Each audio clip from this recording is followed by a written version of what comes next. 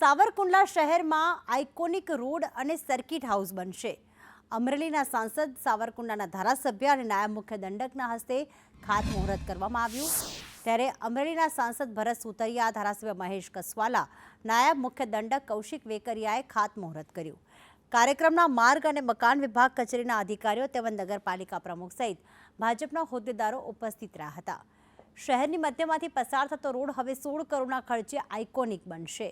સાથે સાથે સાવરકુંડલા શહેરમાં 3 કરોડ 60 લાખના ખર્ચે રેસ્ટ હાઉસ બનશે। કરોડો રૂપિયાના વિકાસ કામોનું મહેશ કસવાલાએ શાસ્ત્રોક્ત રીતે ખાતમુહૂર્ત કર્યું। સાવરકુંડલા માટે આજે લગભગ 30 કરોડ રૂપિયાના કામોના ખાતમુહૂર્ત થઈ રહ્યા છે।